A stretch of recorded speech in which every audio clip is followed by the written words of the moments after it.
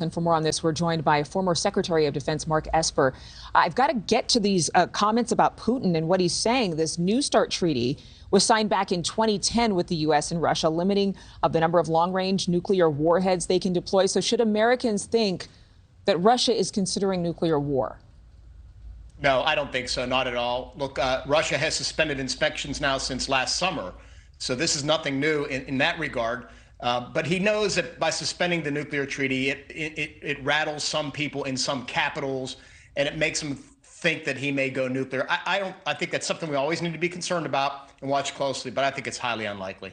In terms of the money, the investment that the U.S. is making, committing $113 billion with a B dollars to aid Ukraine with weapons and funding and ammunition.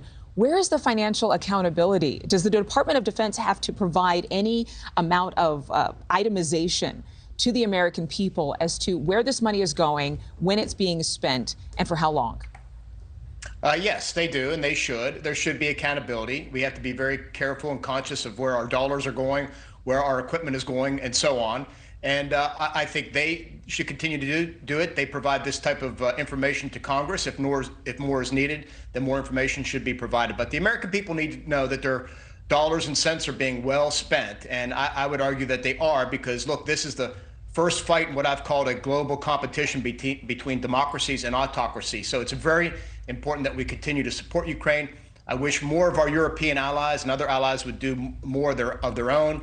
But this is an important fight that we have to support. But a lot of Americans might think that it appears as though America itself and the domestic needs here are being put on the back burner when compared to the horrific war happening in Ukraine. There's no question in anyone's minds that this isn't horrendous. This is cruel and calculated. But with so much money going to Ukraine, is there the possibility that the president will make it look like he's not caring as much about his own home? Well, that's why I think President Biden needs to speak more frequently to the American people about the strategic context of this war. And it's not just Russia versus Ukraine, it's China threatening us around the world as well.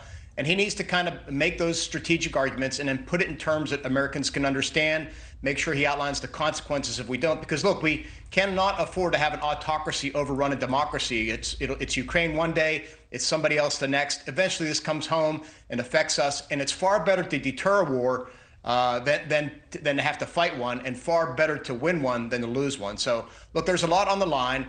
These are fair questions to ask. I think it's the duty of the president to explain it all to the American people. Before we let you go, I just had to ask about China, who, there are reports now, China is saying they want to play a role in peace talks with Ukraine and Russia. Is this just laughable, or are they trying to save face here? I mean, clearly they've been an ally of Russia. So what in the world are they talking about?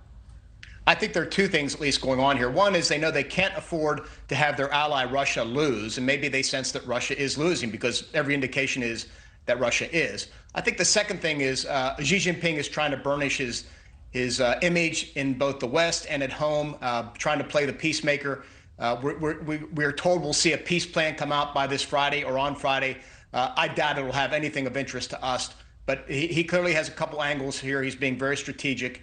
And I don't think it'll be a credible proposal. Yeah, strategic, but maybe not taken as seriously. Former Secretary of Defense Mark Esper, thank you for being with us on Morning in America. We appreciate it. Thank you.